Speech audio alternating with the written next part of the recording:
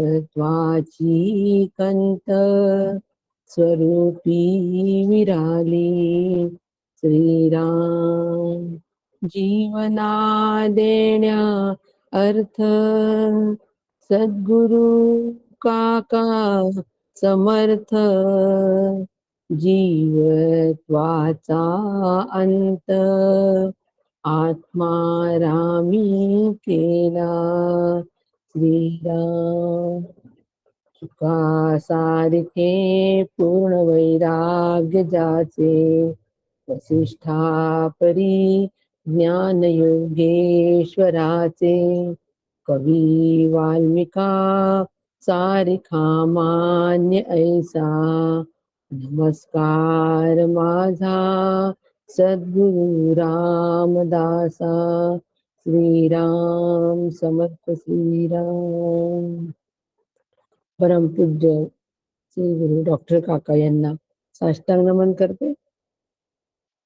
परमपूज्य मंदाताई यांना साष्टांग नमन करते. परम आदरणीय सुनील काका यांनाही साष्टांग नमन करते. श्रोते आपण जगदीश मूर्ती आपणालाही साष्टांग नमन करते आणि चिंतनाला सुरुवात करते. आज जरा विद्युत पुरवठा इकडे खंडित झालाय, बराच वेळपासून खंडित झालेला आहे, त्यामुळे इन्व्हर्टर डाऊन होतात आहे. त्यामुळे शक्यता आहे आपला वर्ग कितपत होतो याची जरा थोडीशी जरा काळजीच वाटते. पण समाज अतिशय लहान आहे.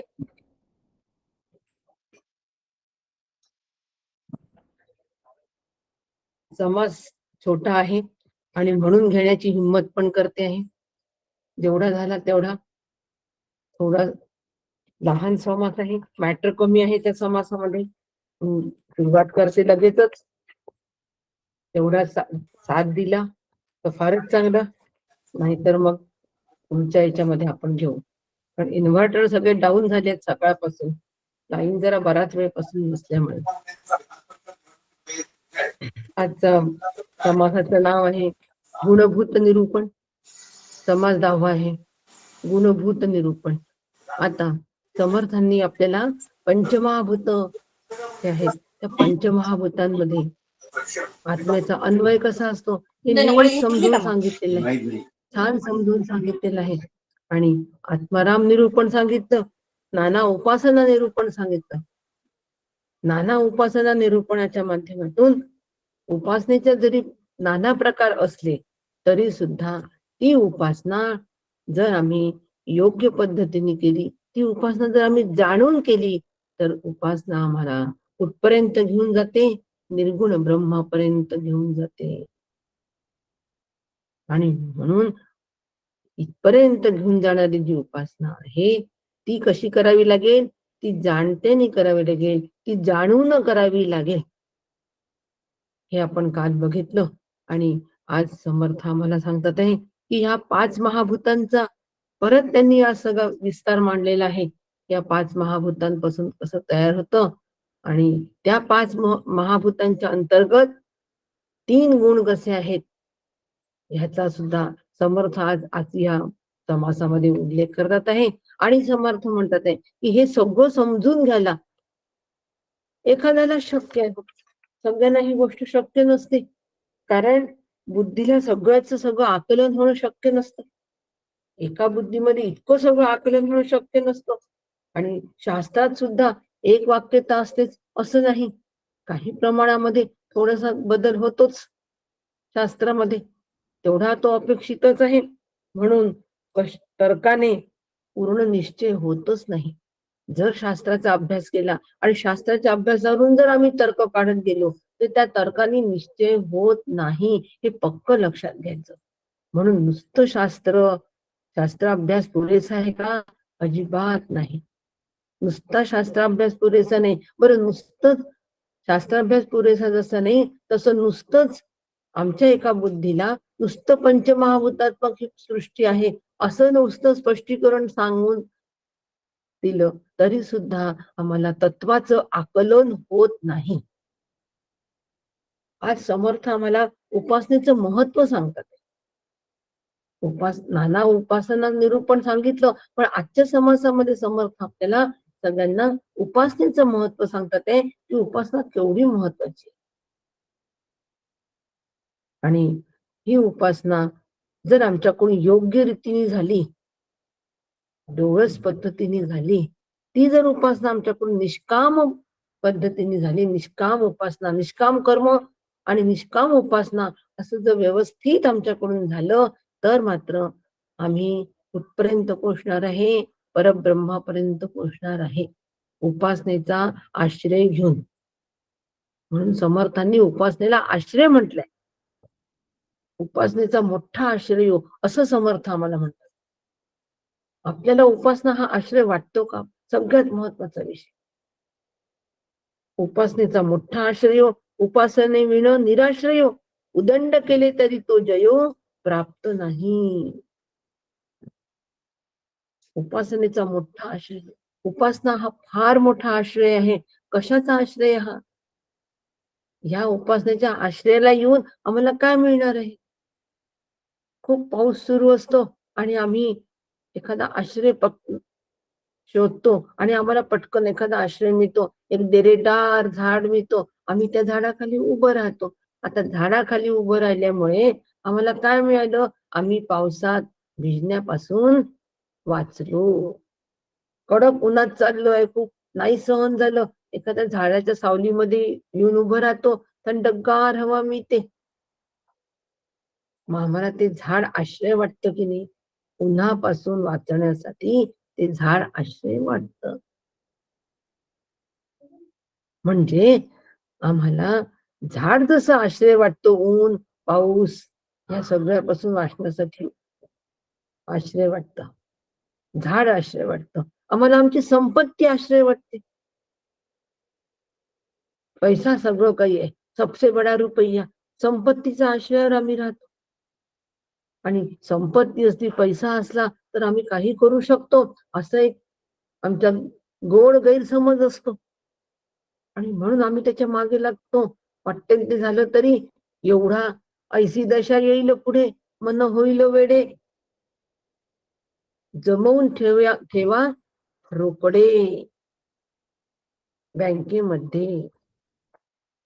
असं आपण आपल्या जीवाकडची भाषा आहे. आणि संतांची भाषा आहे, ऐसी दशा येईल पुढे, मन होईल वेडे, चिंतून ठेवी रोकडे. काय चिंतून ठेवायचं रोकडे? आत्मज्ञान. आत्मज्ञान चिंतून रोकडे करून ठेवायचं आहे. रोकडा व्यवहार म्हणजे कल नगद कल उधार, आज नगद कल उधार असं पाठी असते. आज नगद कल उधार, उगीच आम्हाला फसवण्यासाठी ती पाठी असते. म्हणजे आज नगद व्यवहार करा, म्हणजे आज रोकडा व्यवहार करा, म्हणजे आज पैसा द्या आणि व्यवहार करा, उद्या आम्ही तुम्हाला उधार देऊ. ती लालूच दाखवलेली आहे आम्हाला. आजचा व्यवहार आम्हाला रोकडा हवा आणि परमार्थ हा रोकडा व्यवहार आहे. परमार्थात रोकडा व्यवहार आहे, रोख व्यवहार आहे. म्हणजे तुम्ही केलं, आपण केलं तर आपल्याला ताबडतोब मिळतं. आज केलं उद्या त्याचं फळ मिळालं असं नाही. आज आम्ही उपासना केली, आज आम्ही अभ्यास केला, आज म्हणजे आत्ता कळल्यावर आम्ही सुरू केला अभ्यास, याच जीवनामध्ये आमचा अभ्यास झाला. चिंतून आम्ही आत्मज्ञान चिंतून ठेवलं तर आम्हाला त्याचं फळ आजच मिळणार आहे. ते पुढच्या जन्मात मिळेल, उद्या मिळेल असं नाही, आजच मिळणार आहे. आजच आम्ही चिंतन जर रोकडं आत्मज्ञान चिंतून ठेवलं तर जन्म मृत्यूच्या चक्रातून आम्ही सुटून जाणार आहे याच जन्मी. म्हणून परमार्थ हा रोकडा व्यवहार आहे. आणि असा रोकडा व्यवहार चिंतून ठेवी रोकडे आत्मज्ञान. आम्ही ही ओवी विसरतो. ऐसी दशा येईल पुढे मान्य असतं, मन होईल वेडे. ऐसी दशा येईल पुढे म्हणजे कशी दशा येणार आहे? वृद्धापकाळ येणार आहे, कोणी विचारणार नाही. आम्ही उपेक्षित होऊ, शरीर साथ देत नाही, नातेवाईक साथ देत नाही, पैसेही साथ देत नाही. किती पैसा होता तरी एक एक एक एक रोज काहीतरी वेगळं सुरू असतं. शरीर नाशाकडे जातच असतं. कोणीच साथ देत नाही. ऐशी दशा येईल पुढे. मन होईल वेडे हो, फार यातना होतात. म्हणून रोकडे तत्वज्ञान आत्मज्ञान चिंतून ठेवा. हे विसरतो आणि चिंतून ठेवी रोकडे विसरतो आणि जमवून ठेवी रोकडे बँकेमध्ये. त्यासाठी सगळं आयुष्य खर्ची घालतं.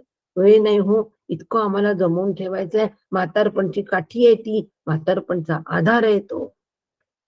कशाचा आश्रय वाटला? कशाचा आश्रय वाटला? कांचनाचा आश्रय वाटला. पैशाचा आश्रय वाटला आम्हाला. आम्हाला दुसरा आश्रय वाटतो मुलाबाळांचा. किती आम्हाला सांभाळतील, आमचे म्हातारपणची काठी त्यांच्याच आश्रयाने आम्ही राहू. घराचा आश्रय, संपत्तीचा आश्रय, नातेवाईकांचा आश्रय, कितीतरी आश्रयाने आम्ही आमचं जीवन जगत असतो हो. आम्ही वास्तविक पाहता आम्ही निराश्रय आहोत. हे सगळे आश्रय जे आहे, हे सगळे आश्रय बुडत्याला काडीचा आधार म्हणतात ना, तशासारखा आहे आश्रय. कसे आश्रय आहेत हे एक दृष्टांत सांगते. हे कसे आश्रय. एक एक व्यक्ती नदीमध्ये बुडत होता आणि नदीमध्ये बुडत असताना त्याला काहीच सापडलं नाही हो. एक काहीतरी दिसलं, असं पाटीसारखं दिसलं आणि त्याला फार आनंद झाला की ही पाटा, ही छान पाटी आहे, आता याच्यावर बसतो आणि सहज किनाऱ्याला लागतो आणि स्वप्न पाहणं सुरू केली. किनाऱ्यावर जाईल, माझा जीव वाचेल, वाचला, सगळेजण आनंदित होतील, मग मी आता उर्वरित आयुष्य नक्की असं करेल, तसं करेल, तसं करेल, असे स्वप्न रंगवत रंगवत तो त्या पाठीवर बसला आणि लक्षात आलं हळूहळू हळू त्या नदीमध्ये बुडत चाललाय, बुडत चाललाय. पाठी असून आपण का बुडतोय? लक्षात आलं की ती पाठी नसून ती मगरीची पाठ होती. ती पाठी नसून मगरीची पाठ होती आणि त्या पाठीवर तो पाठीवर बसलेला होता व्यक्ती. ती मगर त्या तिला खाद्य मिळाल्याबरोबर हळूहळू हळूहळू खाली जात होती. ज्याला आश्रय समजला हा, त्या गृहस्थांनी ज्याला आश्रय समजला तो आश्रय होता का हो खराच? तो निराश्रय होता, तो निराधार झाला होता, तो निराश्रित झाला होता. आता मृत्यू अटळ होता समोर. आता समोर अटळ मृत्यू होता. काहीच इलाज नव्हता. आमचं अगदी असंच जीवन चालतं. आम्ही ज्याला ज्याला आश्रय समजतो ते सगळे आश्रय जे आहे, हे आश्रय निराधार, निराश्रय, बिनबुडाचा आधार म्हणतात ना, बुडच नाही त्याचा आधार, अशा पद्धतीचे आहेत. ते सगळे आश्रय माईक आहे. म्हणून आम्हाला आश्रय कोणाचा उचलला पाहिजे? नारद भक्तिसूत्रात सांगितलंय, अन्याश्रयाणाम त्यागाणाम, म्हणजे अन्य आश्रयांचा त्याग करा. अन्य आश्रयांचा त्याग करा म्हणजे या सगळ्या गोष्टींपासून दूर राहा असं नाही, पण हे माझं संपत्ती, घर दार, मुलं, संपत्ती, हे माझे आश्रय आहे, यावर विसंबून राहू नका. अजिबात विसंबून राहू नका. तरुणपणामध्ये श्रीमंती असते, वृद्धापकाळामध्ये गरिबी येते. मग पैशाचा आश्रय आहे का हो? ज्या मुलांचा आश्रय वाटतो ते फॉरेनला स्थायिक होतात, त्यांचा आश्रय वाटतो का? अजिबात नाही. ज्या घराचा आश्रय मला वाटत होता, खूप छान घर बांधलं हो, फार चांगलं बांधलं, आणि आता ते पडीत स्वरूपात आलं, कारण मेंटेनन्स नाही. 40-50 वर्ष झाले, केव्हा पडेल याचा भरोसा नाही. मग घर हे आश्रय का हो? हे सगळे माईक आश्रय आहेत. आज आहे उद्या नाहीत, आणि आम्ही त्याला सगळ्यांना घट्ट धरून बसलो आहे. त्या मगरीच्या पाठीसारखं एक होत आमची. म्हणून फक्त आश्रय भगवंताचा वाटला पाहिजे. भगवंत हाच माझा आश्रयाचं स्थान आहे. भगवंत हेच माझा आश्रयाचा विषय आहे, दुसरा नाही. पण या भगवंतापर्यंत पोहोचायला, त्या भगवंताच्या भगवंताच्या शरणागतीमध्ये राहिला, आम्हाला त्याच्या जवळ बसावं लागेल की त्या मगरीच्या पाठीवर बसल्याशिवाय त्याला काय ते आधार वाटला? मग आम्हाला भगवंताच्या जवळ बसावं लागेल की नाही? आणि म्हणून भगवंताच्या जवळ बसणे, त्या जवळ बसण्याच्या प्रक्रियेला उपासना असं म्हणतात. आणि म्हणून आम्हाला भगवंताच्या जवळ बसायचं असेल तर उपासनेचं माध्यम निवडावं लागतं. तसं कसं आपण भगवंताच्या जवळ बसू? येतील का राम आणि कृष्ण? त्यावेळेला आले, द्वापर युगामध्ये ते कृष्ण आले, सत्ययुगामध्ये राम आले, शबरी जवळ बसलेत, हनुमंताजवळ बसलेत. आता येतील त्यांचा देह तो तर माईकच होता की नाही, देहरूपाने ते येतील आता आमच्या जवळ. घाबरू नको रे बाबा, मी आहे, अजिबात नाही. मग मग काय करायचं अशा वेळेला? त्यांचं आम्हाला चिंतनच करावं लागेल की नाही, आणि त्यांच्या चिंतनातून तत्वचिंतनाकडे जावं लागेल की. म्हणून त्यासाठी उपासना हा फार मोठा आश्रय आहे. ईश्वराची उपासना करायची असते, ब्रह्माची नाही. ब्रह्म अनुपास्य कालच सांगितलं. पण ईश्वराची उपासना जर आम्ही केली तर आम्ही ईश्वराच्या शरणागतीमध्ये राहू, त्याच्या आज्ञेमध्ये राहू, आणि त्याच्या आज्ञेत राहिल्यानंतर आम्हाला सहज परब्रह्म स्वरूप आम्ही होऊ, तो निर्धार आमचा सहज होऊन जाईल. मग आता आम्हाला उपासना हा आश्रय स्वरूपाकारतेसाठी वाटला पाहिजे. स्वरूपाकारतेसाठी उपासना हा आम्हाला आश्रय वाटला पाहिजे. आणि उपासना नाही तर निराश्रय. आम्ही उपासनेला एका विशिष्ट शैलीमध्ये बंद करून ठेवलाय. 1 तास 2 स्तोत्र, एक भजन, एखादं वाचन, जप, आरती, प्रसाद. आज आमच्याकडे उपासना आहे, पण काय प्रसाद करावा हो? मोठ्या मोठ्या फराळाच्या डिशेस, नाही तर जेवण, तर चहा तर कुठे गेलाच नाही. अशा उपासना तिथे खूप गर्दी होते. ज्या ठिकाणी खाणं पिणं असतं त्या उपासना बघा फार गर्दी असते. पण तिथे आत्मप्रकाश प्रसाद मिळतो. प्रसाद हा मज द्यावा देवा, प्रसाद हा मज द्यावा, सहवास तुझ्याची घडावा. कसा प्रसाद मिळतोय उपासनेतून? सहवास तुझ्याची घडावा देवा, प्रसाद हा मज द्यावा. त्या ठिकाणी तशा उपासना आम्हाला नको असतात, कारण आमचं मूळच चुकलेलं आहे. उपासना कशासाठी करायची हेच माहित नसतो, म्हणून जाणतेपणाने करायची. आणि म्हणून उपासनेचा मोठा आश्रय ह्या समासामधल्या 29वी ओवी बघा. उपासनेचा मोठा आश्रय, उपासने विण निराश्रय, उदंड केले तरी तो जयो प्राप्त नाही. आम्ही यज्ञ केले, अनुष्ठान केले, तप केले, पारायण केले, कितीही प्रयत्न केले तरी मोक्ष लाभ होणार नाही. मग उपासनेने मोक्ष लाभ होणार आहे का?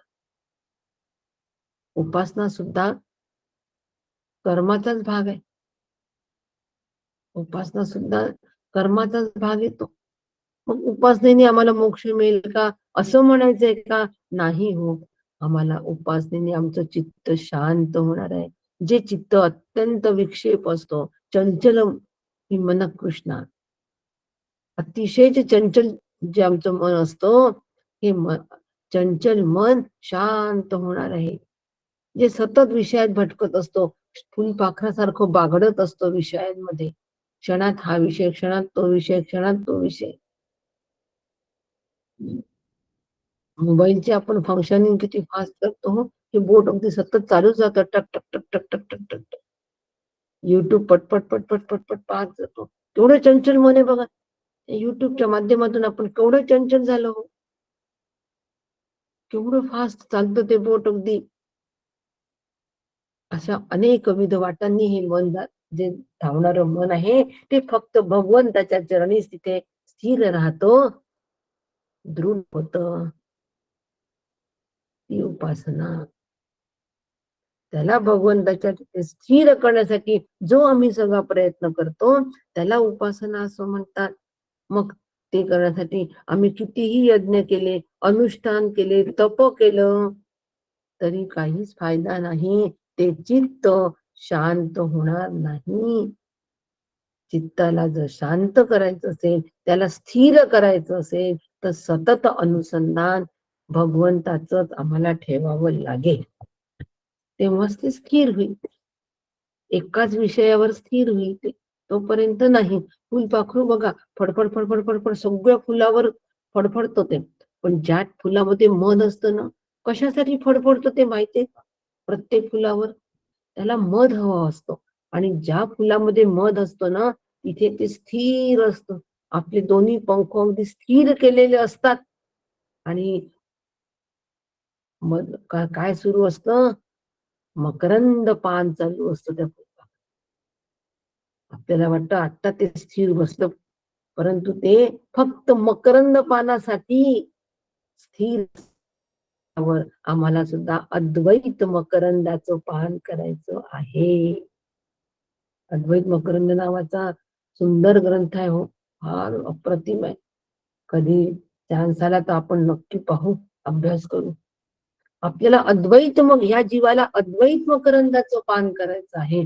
आणि हा अद्वैत मकरंदाचं पान करायचं असेल तर त्या फुलपाखरासारखं मला स्वस्थ बसावं लागेल की नाही, म्हणजे माझं चित्त हे स्वस्थ असावं लागेल की नाही, एका ठिकाणी स्थिर असावं लागेल, तेव्हाच आम्ही मकरंदाचं पान करू शकतो की नाही. आणि म्हणून ते उपासनेच्या माध्यमातून हे चित्त स्थिर होतं. जे फडफड फडफड करत होतं, विषयांच्या मागे जात होतं, ते एका ठिकाणी स्थिर होतं, म्हणजे शांत होतं. आणि मग त्या शांत चित्तामध्ये त्या ठिकाणी काय होतं, उपासना जी आहे आमची, तिथे ती उपासना आमची फळाला येते आणि त्या ठिकाणी ज्ञानाचा उदय होतो. शांत चित्तामध्येच प्रतिबिंब, शांत सरोवरामध्येच प्रतिबिंब पडतं. तसं शांत चित्तामध्येच प्रतिबिंब ज्ञानाचं, म्हणजे कशाचं? आत्म्याचं प्रतिबिंब पडतं. म्हणजे काय? आत्म्याचं प्रतिबिंब पडतं म्हणजे काय? आत्मविचार त्या ठिकाणी थांबतो, रुजतो. आत्मविचार हा प्रतिबिंब आहे आत्म्याचं. म्हणजे काय?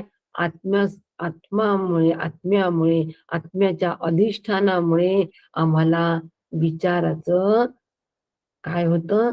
विचार समजतो. विचार समजतो म्हणून ते प्रतिबिंब आहे.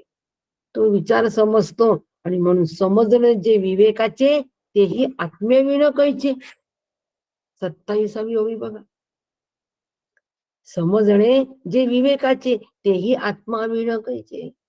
जे समजणे विवेकाने जे आम्हाला समजतं, विवेक निवड केली, सत्याची निवड केली, जे आम्हाला समजलं आहे, ती सत्याची निवड केली पाहिजे, म्हणजे आत्म्याची निवड केली पाहिजे, म्हणजे ब्रह्म सत्य आहे हे मी निवडलं पाहिजे.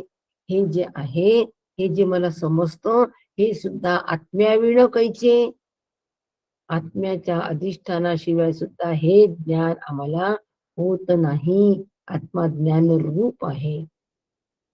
आणि म्हणून हे आम्हाला कळण्यासाठी आम्हाला कोणी एके जगदीशाचे भजन करावे. हे एवढं आम्हाला कळण्यासाठी आम्हाला जगदीशाचं भजन करावं लागतं, म्हणजे जगदीशाची उपासना करावी लागते. म्हणजे हे चित्त स्थिर होईल मकरंदावर, अद्वैत मकरंदावर स्थिर होईल आणि आम्ही फक्त अद्वैत मकरंद घेऊ. आम्ही अद्वैत मकरंदाचं पान करू, म्हणजे आम्ही आता आमच्या चित्तामध्ये जे स्थिर झालेलं आहे, चंचलतेपासून सुटलेला आहे, अशा स्थिर चित्तामध्ये आत्मविचार सतत टिकेल. हा आत्मविचार या याच्यामध्ये सतत टिकेल. आणि हा जेव्हा सतत टिकेल ना आत्मविचार, तो टिकवण्यासाठी आम्ही जे जे प्रयत्न करू, ती सगळे प्रयत्न उपासना या सदरामध्ये ज्ञानपूर्वक उपासना असं म्हणतात. ज्ञानयुक्त उपासना असं म्हणतात. त्याला ज्ञानयुक्त असं. आणि असं या जगदीश रूप आत्म्याची उपासना करावी. जगदीश रूप आत्म्याची उपासना.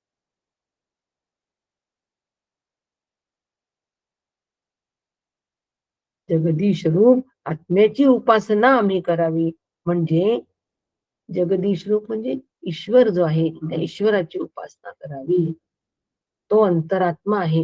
या अनुषंगिक त्याला आत्मा म्हटलंय. नाहीतर आपण म्हणाल की आत्मा तर अनुपास्य, मग इथे आत्म्याची उपासना हा शब्द का म्हणला? तो जगदात्मा आहे, तो अंतरात्मा आहे आणि म्हणून त्याची उपासना करावी. आणि अशी प्रत्यक्ष उपासना झाली, उपासना प्रगट झाली, तरी हे विचारणा कळली. या कारणे पाहिजे केली विचारणा देवाची. अशी प्रत्यक्ष उपासना झाली तरच हा विचार समजला असे म्हणता येईल. कोणता विचार समजला? सकळ करणे जगदीशांचे आहे आणि सगळं ईश्वराचं करण आहे, म्हणून त्याच्या आम्ही शरणागतीमध्ये राहायचं, त्याच्या आज्ञेमध्ये राहायचं, त्याला शरण राहायचं, त्याला त्याच्या आज्ञेत राहायचं आणि अकर्ता या भूमिकेत स्थिर व्हायचं. आत्मा अकर्ता आहे, तो मी आहे, म्हणून मी पण अकर्ता आहे. इकडे ज्या वेळेला आम्ही स्थिर राहू, त्याच वेळेला त्या उपासना ही आमच्यासाठी आधार होईल. उपासना ही आमच्यासाठी आश्रय होईल. आणि उपासनेविना निराश्रय वाटलंच पाहिजे. उपासना न करता एकदम आम्ही ज्ञानावर जातो, आम्ही ज्ञान स्वरूप होणार नाही, होऊ शकत नाही. म्हणून उपासनेचा जो प्रोटोकॉल आहे, त्या उपासनेचा प्रोटोकॉल सुद्धा आम्हाला व्यापकच करावा लागेल. उपासनेचा दिवस ठरलेला असतो, उपासनेची वेळ ठरलेली असते, उपासनेचा एक परिपाठ ठरलेला असतो. त्या सगळ्यामधून आम्हाला त्या उपासनेच्या परिपाठातून एक विचार हाती घ्यावा लागतो. एक विचार हाती घ्यावा लागतो आणि त्या विचाराधिष्ठित ती संपूर्ण उपासनेमध्ये तो विचार कशा पद्धतीने मांडलेला आहे, कशा पद्धतीने तो आलेला आहे हे लक्षात घ्यावं आणि त्या विचारावर आरूढ व्हावं लागतं. म्हणून उपासनेचा मोठा आश्रय आहे. उपासना जर आम्हाला नसेल तर आम्हाला निर्गुण तत्वाची प्राप्ती होणं, निर्गुण ब्रह्मरूप होणं फार कठीण जातं. कारण निर्गुण ब्रह्म निरवय आहे, निराकार आहे. त्यामुळे आम्ही तद्रूप जर आम्हाला व्हायचं असेल तर हाच मार्ग आहे, हाच राजमार्ग आहे. म्हणून उपासना ही आश्रय वाटली पाहिजे आम्हाला. म्हणून उपासनेच्या त्या प्रोटोकॉल मधून आम्हाला निघायचं. आपलं सकाळी 7 ते 8 काय आहे? पाठवर्ग आहे. म्हणजे कशासाठी आम्ही ते सगळं करतोय? निर्धार. सकाळचा पाठवर्गातून आम्ही निर्धारच करतोय की स्वरूपाचा, आत्मस्वरूपाचा. भगवंताच्या जवळ बसतोय की नाही, श्री गुरूंच्या संगातच राहतोय की नाही. ओम सहना भवतु सहनो भुनक्तु सह वीर्यम करवावहै. एकत्र मिळून प्रार्थना करतोय की नाही श्री गुरु समवेत त्या ईश्वराची सामर्थ्य दे, तेज दे. ते सगळं काय प्रकार आहे? नित्यक्रम तो झालेला आहे. आणि जो नित्यक्रम होतो त्याला उपासनेचा दर्जा प्राप्त होतो. नित्यक्रम म्हणून अंतर्भाव यामध्ये समर्थांनी नित्यक्रमावर फार भर दिलेला आहे. आणि हा नित्यक्रम जो आहे, सत्संग हा नित्यक्रम व्हावा, श्रवण हा नित्यक्रम व्हावा, असं समर्थांनी त्या अंतर्भावामध्ये सांगितलेलं आहे की सत्संग आणि श्रवण हा नित्यक्रम व्हावा साधकाचा. म्हणजे ही उपासना व्हावी. त्यांनी हा आत्मविचार आमच्या अंतःकरणात टिकून राहायला खूप मदत होईल. आणि त्याचा आधार घेऊन आम्ही तत्स्वरूपापर्यंत पोहोचू, तद्रूप होऊ. म्हणून किती यज्ञ अनुष्ठान तप केले तरी सुद्धा ही गोष्ट शक्य नाही. म्हणून उपासना ही आश्रय, हा भाव आमच्या अंतरंगात तयार व्हावा. अंतर्भाव, उपासनेबद्दलचा अंतर्भाव कसा असावा? आश्रय आहे, माझ्यासाठी हा फार मोठा आश्रय आहे, असा अंतर्भाव आमचा मनीचा पहिले तयार करावा. म्हणजे आम्ही नेटाने उपासना करू, नेटाने उपासना होईल. तो आत्मविचार जराही बाजूला हटणार नाही, यासाठी आम्ही सतत प्रयत्न करू.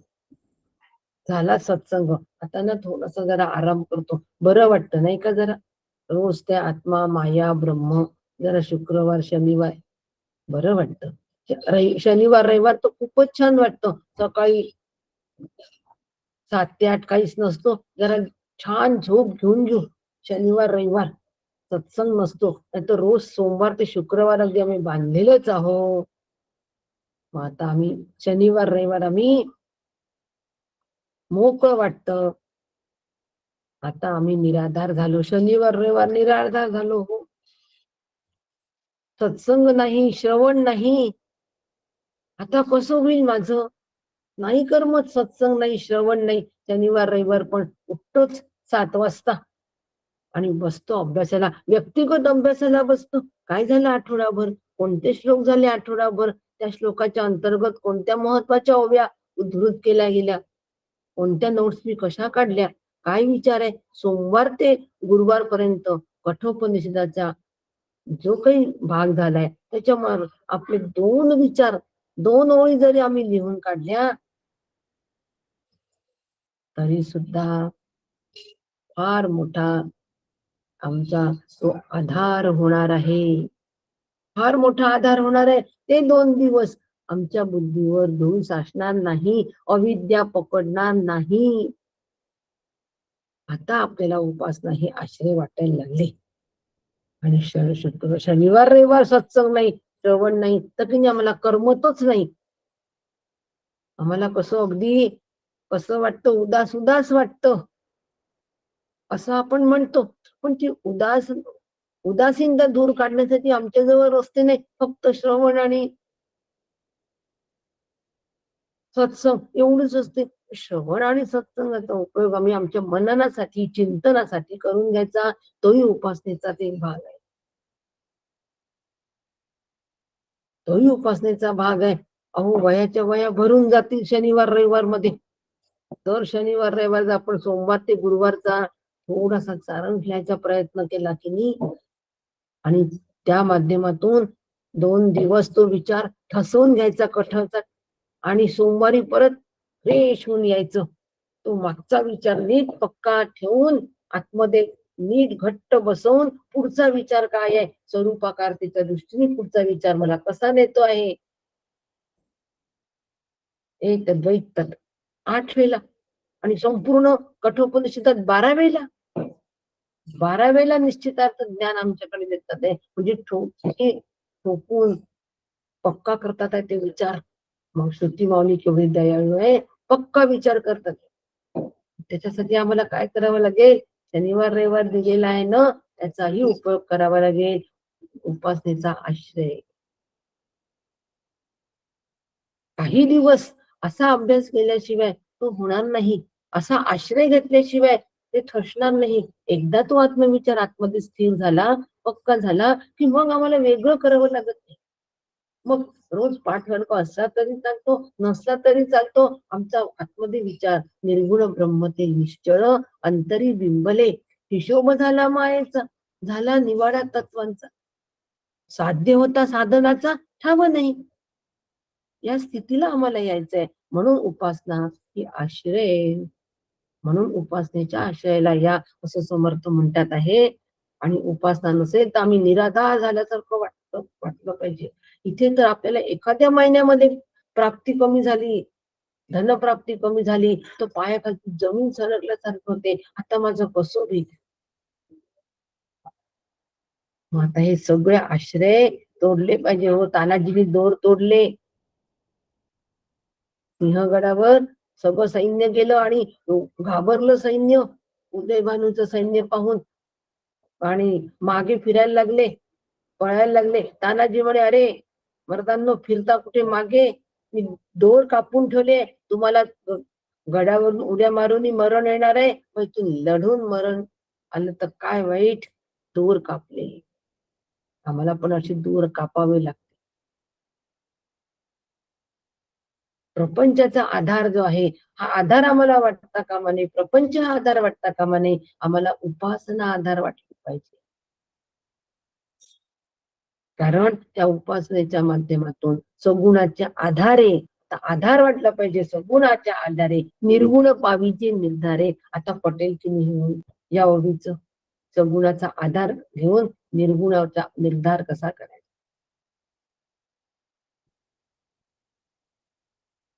तेनत्वम तस्यत्वम तत्त्वम. उपासनेचा फार मोठा, फार एक सुंदर पद्धत काकांनी सांगितले. तेनत्वम तस्यत्वम तत्त्वम.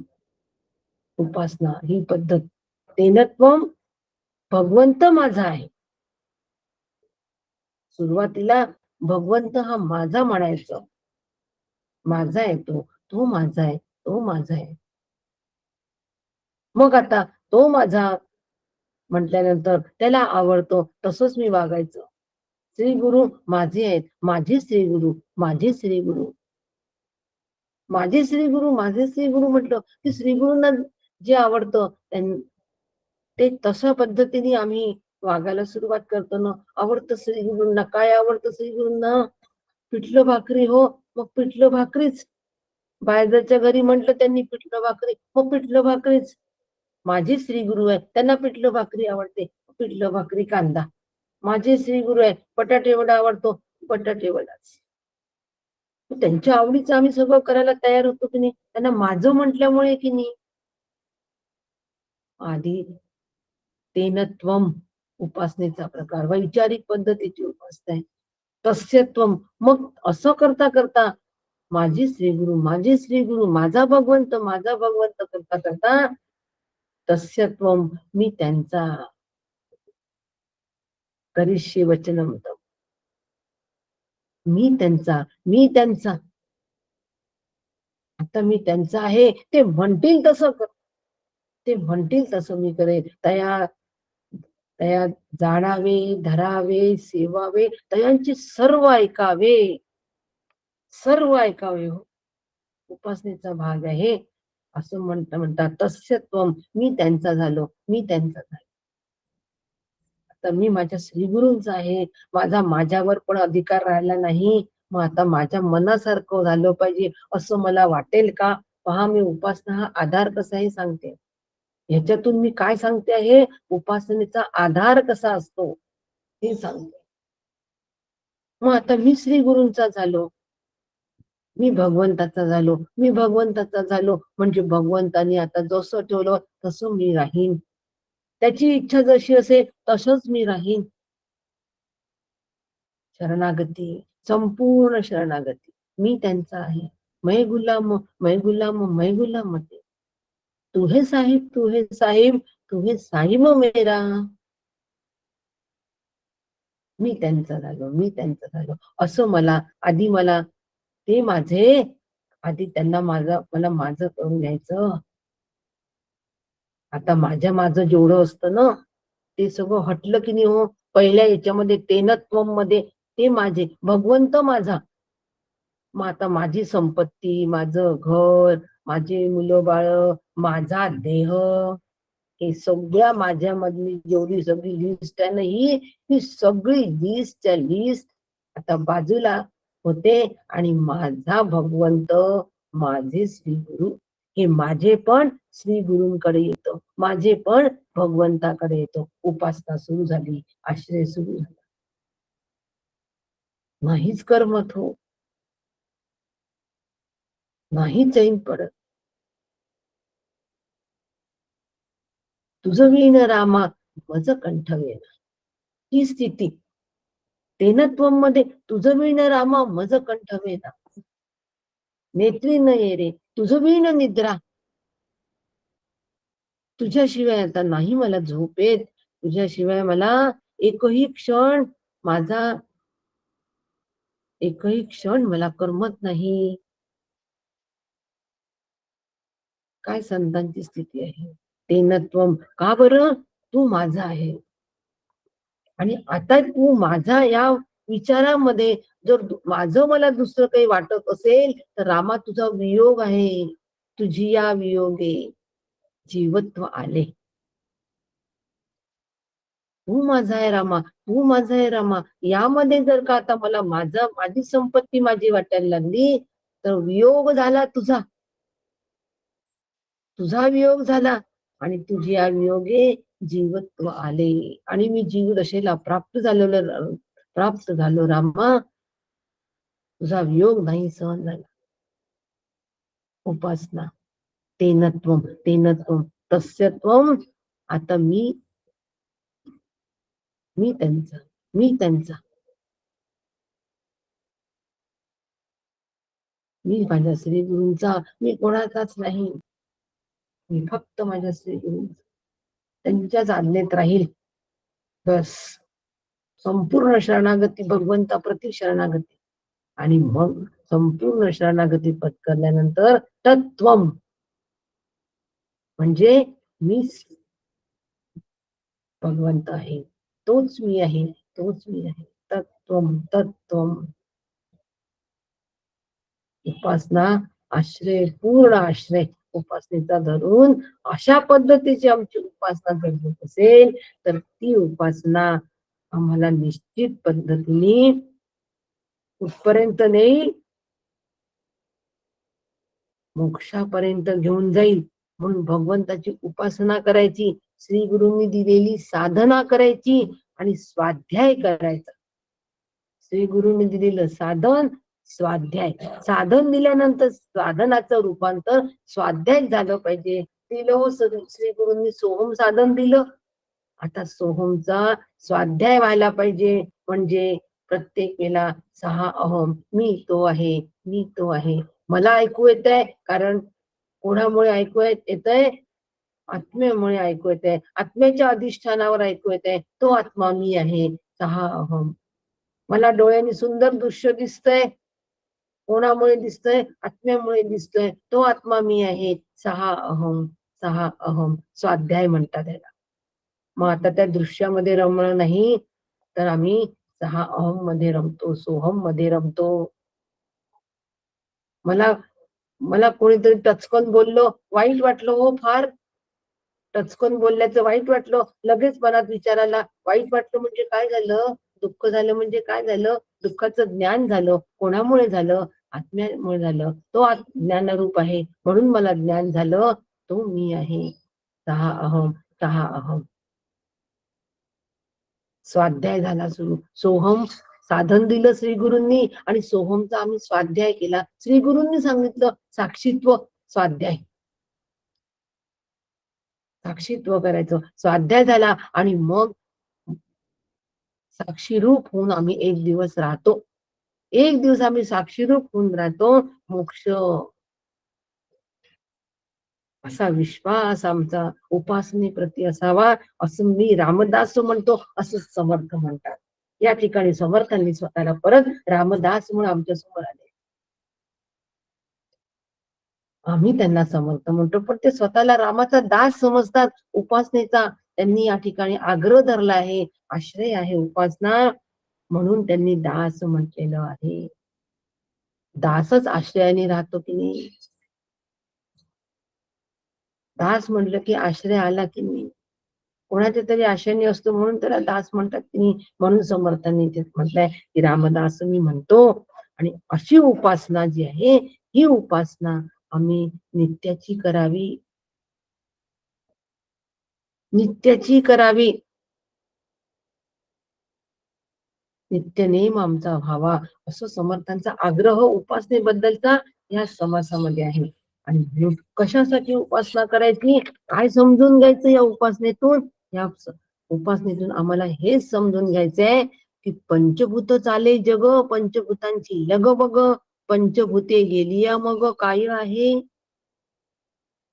ज्या पंचभौतिक दृश्य सृष्टीमध्ये मी आहे त्याचं चिंतन चालू आहे. पंचभूतात्मक या सृष्टीचं देहादी जगताचं जे चिंतन चालू आहे, हे चिंतन आमचं कमी व्हावं, चिंतन नसावं, मग कसं काय असावं, भगवंताच्या उपासनेमध्ये आम्ही जर रमलेलो असू, तर मग हे पंचमहाभूतांचं जे जग आहे, या पंचमहाभूतांची जर वाट लागली, ते अलग झालं, सगळे वेगवेगळ्या ठिकाणी आपापल्या गेले, तर हे जग दाखवायला काय राहील?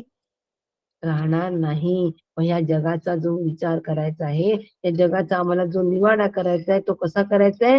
या देहादी जगत पंचमहाभूतात्मक आहे. त्रिगुणांनी, त्या त्रिगुणांचा सुद्धा समावेश आहे. म्हणून अष्टधा प्रकृती आणि पंचधा प्रकृती. सगळे जगत पंचधा प्रकृतीचे आणि जीव अष्टधा प्रकृतीचे, म्हणजे 3 गुणांचा समावेश त्या ठिकाणी आहे.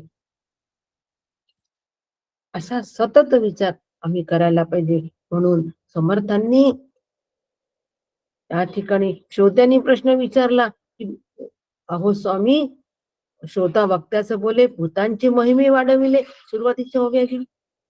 आज या समासाचा अभ्यास आपण मागच्या ओव्यांपासून सुरुवात केलेला आहे, आणि आता आपण समोरच्या ओव्यांवर आलेला आहोत की श्रोता वक्त्या असं बोले, भूतांची महिमे वाढविले, आणि त्रिगुण कोठे गेले सांगा स्वामी. पंचमहाभूतांची सृष्टी रचनेची तुम्ही मला सांगितली सगळी महती, की ही सृष्टी रचना पंचमहाभूतांपासून होत नाही. पण मग त्रिगुणांचं काय स्थान आहे, त्यात गुणांचं काय स्थान आहे? गुणभूत निरूपण आहे की नाही? मग यात गुण कुठे समाविष्ट आहे, हे मला तुम्ही सांगा. गुणांचं अस्तित्व कुठे आम्ही बघायचं, हेही सांगा. कारण या पंचमहाभूतांपासून आणि या त्रिगुणांच्या अतीत आम्हाला व्हायचंय. म्हणून आम्हाला त्यांचं स्थानी माहित असणं फार गरजेचं आहे. म्हणून ते म्हणतात की जे जे व्यक्त दशेला आले, ते सगळं भूतात्मक आहे, पंचमहाभूतात्मक आहे. जे जे व्यक्त दशेला आले, जे जे दृश्य स्वरूप आहे, ज्याला ज्याला आकार आहे, ते सगळं पंचमहाभूतांपासून झालेलं आहे, आणि त्रिगुणही त्यात व्यक्त झालेले आहे. बस. सगळं अचेतन जड जितकं दिसत आहे, ते तमोगुण आहे त्याच्यामध्ये, म्हणून ते अचेतन जड आहे. जेवढी सृष्टी आम्हाला दिसते आहे, जेवढी स्थिर सृष्टी आम्हाला दिसते आहे, आपल्याला दिसते, अनुभवाला येते, ती सगळी तमोगुण असल्यामुळे तमोगुणापासून झालेलं आहे. आता त्याच्यामध्ये सत्वगुण, रज, तम, सत्व हे तिन्ही गुण ज्यावेळेला त्या 5 महाभूतांमध्ये येतात, तेव्हा ती अष्टधा प्रकृती होते, ती चेतन होते. म्हणजे सत्व गुणामुळे आणि सत्व आणि रजगुणामुळे हे सगळा चेतनाचा, तो चेतन असल्यासारखी भासते. म्हणून अष्टधा प्रकृती ही चेतन असल्यासारखी भासते. गुणांचा रोल असा आहे. त्या गुणांच्या मागे लागू नकोस, पंचमहाभूतांच्या मागे लागू नकोस. पंचमहाभूत आणि गुणांच्या माध्यमातून जेवढं जेवढं व्यक्त झालंय, ते सगळं माईक आहे, हे समज. आणि हे समजण्यासाठी तुला उपासनाच करावी लागेल. तुला विचारच करावी लागेल, वैचारिक स्तरावर उपासना करावी लागेल. आणि मग ते कसं त्याचं चिंतन घडू नये, म्हणून मग आता इथून समर्थांनी सगळं परत दिलंय, की आकाशापासून वायू, वायूपासून अग्नी, अग्नीपासून पाणी, हे परत सगळं आम्हाला दिलंय. का दिलंय? की आम्हाला कोणत्याही एक क्षण सुद्धा आमचं चिंतन होता कामा नये.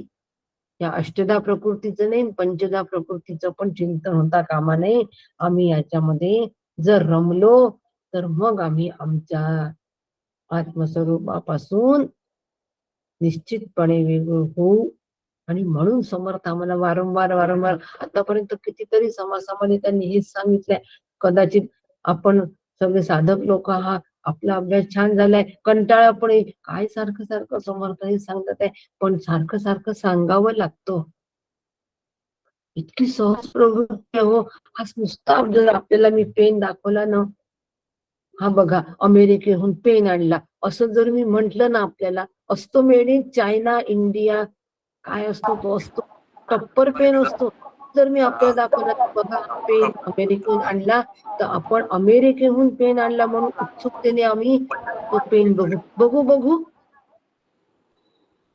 नक्की म्हणू आपण, बघू बघू कसा आहे तो, अमेरिकेहून आणला हो का, कोणी आणला, कसा चालतो पाहू तर द्या जरा. बघा एक नुसता अमेरिका याला लेबल लागल्याबरोबर आमची अंतःकरण वृत्ती याच्यामध्ये रमली की नाही हो. मग त्यावेळेला आमच्या मनात हा विचार आला का, हे पंचमहाभूतात्मक आहे, हे अचेतन आहे, हे जड आहे, याच्यात आम्ही रमू नाही, अमेरिकेहून पेन आणला हो का, हा नाही, बस इथेच आम्ही थांबायला पाहिजे. पण तसं होत नाही. अमेरिकेचं लेबल लागल्याबरोबर आमची अंतःकरण वृत्ती याच्यामध्ये रमते. आणि हे संतांना माहित असतं, आणि म्हणून संत आम्हाला वारंवार सावध करतात की बाबा रे, आकाशापासून वायू, वायूपासून अग्नी, अग्नीपासून पाणी, पाण्यापासून पृथ्वी झाली रे बाबा, लक्षात घे तू. आणि हे असं तयार झाली, आणि म्हणून ही सृष्टीचं सगळं बॅलेन्स झालं तयार. ही सृष्टी तयार झाली, याच्यामध्ये बॅलेन्स राहिलं सगळे भूत. आता या भूतांनी जर आपला बॅलेन्स सोडला ना, तर कठीण होईल. वायू आणि अग्नी आणि सूर्य नसता तर सगळीकडे पाणीच राहिलं असतं, समर्थ म्हणतात. म्हणजे पंचमहाभूत महत्वाचे आहे की नाही, त्यातले कोणतेही एक भूत काम करून होईल का, नाही. म्हणजे त्यांचं मूल्य आम्ही जाणायचं, आणि त्यांच्या मर्यादा पण जाणायच्या. मूल्य जाणलं पाहिजे, कारण आम्हाला व्यवहार करायचा आहे याच सृष्टीमध्ये, आम्हाला टिकायचं आहे, याच्याच माध्यमातून आम्हाला निर्धार करायचा आहे निर्गुणाचा. म्हणून हा अभ्यास आम्हाला करावाच लागेल, बोर झाला तरी करावाच लागेल. वायू, अग्नी आणि सूर्य नाही तर पाण्याची शीतलताच राहिली असती, नक्की राहिली असती की नाही. मग सगळीकडे पाणीच पाणी राहिलं असतं, तर आम्ही काय केलं असतं, व्यवहार झाले असते का. प्रलयकाली नुसता धो धो धो धो पाऊस पडणार आहे, केवढी धार, हत्तीच्या पाया एवढी पाण्याची धार पडणार प्रलयकाली. मग त्यावेळेला सगळं नष्टच होणार आहे की नाही. नुसतंच पाणी असतं तरी काम झालं असतं का, अजिबात नाही. बरं, नुसतंच सूर्य असता, सतत उष्णता असती तरी काम झालं असतं का, तरी नाही. आणि म्हणून नुसती खूप कडक सूर्याची उष्णता, मे मध्ये किती डिग्री, 45 हो 50, आमच्या विदर्भात यावेळेला गेले एवढं. मग लगेच पाऊस, बॅलन्स केलं की नाही. कोणाचं हे नियोजन, भगवंताचं नियोजन आहे. हे बॅलन्स कोणी केलं, भगवंतांनी केलं. नुसतंच पाणी नाही ठेवलं, नुसतंच अग्नी नाही ठेवलं, नुसतंच वायू नाही ठेवला, नुसतंच वायू असता तर काय झालं असतं. मग ह्या सगळ्यांचं व्यवस्थित मिश्रण केलं होतं, त्याला पंचीकरण असं म्हणतात. आणि ह्या पंचीकरणातून हे सगळी सृष्टी, हे सगळं देहादी जगत या त्रिगुण पण कालवले छान, आणि त्याच सुंदर चेतन सृष्टी तयार केली. देहादी जगत, देह सगळी जीवसृष्टी तयार केली त्रिगुण कालवल्यामुळे, आणि पंचमहाभूतांपासून हे अचेतन जड सगळं छान तयार झालं. आणि मग असं केल्यानंतर आता ह्या सगळ्यांचं बॅलन्स केलं, आणि आता हे बॅलन्स ठेवलं पाहिजे की नाही, टिकवलं पाहिजे. म्हणून थंडी, ऊन, वारा, पाऊस म्हणजे 3 ऋतू, उन्हाळा, पावसाळा, हिवाळा, हे 3 ऋतू ह्या सगळ्यांचं बॅलन्स करायला आले. नुसताच आग तापलं असतं तर सगळी पृथ्वी होरपळून गेली असती. नुसताच पावसाळा भरपूर असता, खूप पाऊस झाला असता, ते सगळं वाहून गेलं असतं, आमची वाट लागली असती. म्हणून या सगळ्या पंचमहाभूतांचं नियंत्रण, नियोजन, बॅलन्स करण्यासाठी 3 ऋतूंची निर्मिती केली. सकाळ, संध्याकाळ, दुपार असे काळ पण करून दिले हो, फक्त याचं बॅलन्स ठेवण्यासाठी. काय समर्थांनी सुंदर केलं. आम्हाला या सगळ्याचं ज्ञान व्हावं. काय छान संध्याकाळ आहे, हा हा हा संध्याकाळमध्येच रमतो. त्यावेळेला विचारायला पाहिजे, हे सगळ्याचं बॅलन्स करण्यासाठी संध्याकाळ आहे, हे सगळ्याचं बॅलन्स करण्यासाठी सकाळ आहे. नुसतीच रात्र राहिली असती. आहेत काही देश की तिथे 6-6 महिने रात्रच राहतात. त्यांचे हाल बघा त्या लोकांचे कसे असतात. नुसताच दिवस असतो 6 महिने, 6 महिने रात्र, त्यांचे केवढे हाल असतात. पण सगळं सृष्टी चक्र बॅलेन्स ठेवलंय भगवंतांनी. म्हणून 3 ऋतू तयार केले, सकाळ, संध्याकाळ, दुपार, ह्या वेळा तयार केल्या. सकाळ झाली उठा, दुपार झाली चहाची वेळ झाली, 3 वाजता चहा. मला फार आश्चर्य वाटतं, कोणी केला हो 3 वाजता चहाची वेळ? ईश्वराने नाही केली. 3 वाजले तर चहा. ईश्वराने दुपार तयार केली. माध्यान्ह काळ संपल्यानंतर संध्याकाळ, हळूहळू हळूहळू सूर्याची उष्णता कमी करत गेले, म्हणून दुपार आली, आणि मग संध्याकाळ, आणि मग रात्र. अशा पद्धतीने मग आता ह्याच्यामध्ये ज्यावेळेला आम्ही मनुष्य ज्यावेळेला या पंचमहाभूतांच्या सानिध्यात राहायला लागल्या, या अष्टधा प्रकृतीच्या सानिध्यात राहायला लागला, तर निश्चितच आकार धारण केले असल्यामुळे विकार होणारच. मग आता हे विकार न होण्यास, विकार गेले पाहिजे म्हणून औषध तयार केले, एकातून दुसरं, दुसऱ्यातून तिसरं. विकार गेले पाहिजे म्हणून नाना औषधी तयार केल्या. आणि या सगळ्याला आधार आम्हाला पाणी हे मुख्य ठेवलं, जलतत्व मुख्य ठेवलं, पाण्याचा आधार. पाण्याशिवाय आम्ही राहू शकतो का? नाही हो. एक वेळ अन्न नसेल तर चालेल, पण पाणी. म्हणून हे हरी हे गोविंदा, सकळ असे मूळ जीवन बांधा, जीवन चाले सकळ धंदा, जीवने विण हरी गोविंदा प्राणी कैसे. गोविंदाची आठवण की बाबा रे, इतकं सगळं तू तयार केलं आणि आम्हाला पाण्याच्या तिथे बांधून ठेवलं. पाणी नसेल तर काहीच होत नाही. शिवगडला कशी परिस्थिती आली ती सगळ्यांना माहिती आहे, यावर्षी आलेले शिवगडची लोक. आणि असं म्हणून हे 5 महाभूतांचं महात्म्य आहे, पण याचा आम्हाला निवाडा करता येत नाही. सगळं आकलन एकदम शक्य होत नाही, पूर्ण निश्चय होत नाही, या आकलनाने निश्चय होत नाही. म्हणून आम्हाला या भगवंताचा अंतपार लागत नाही, त्याच्या गुणाचा अंतपार लागत नाही. जो ईश्वर सगळ्यांना सांभाळतो, ईश्वराचं आयुष्य संपलं तर सगळ्यांचं आयुष्य संपतं, सृष्टी मागूसही राहत नाही. जीवात्मा गेला तर मरण येतं, तसं ईश्वर गेलं की सगळ्या सृष्टीचा प्रलय होणार आहे. ईश्वर नित्यमुक्त आहे, तो मुक्त झाला की सृष्टीचा प्रलय आहे.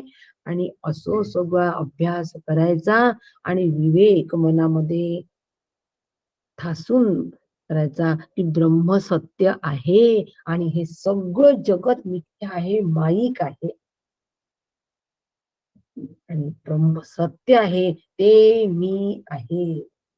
आणि म्हणून हे मिथ्या आणि ते सत्य ठरवायला त्याचा मधली गॅप आहे, ती आम्हाला उपासनेनी भरून काढायची आहे. उपासनेच्या आश्रयाने असतं ना, सर्कस मध्ये एक खांब इकडे असतो, एक खांब इकडे असतो.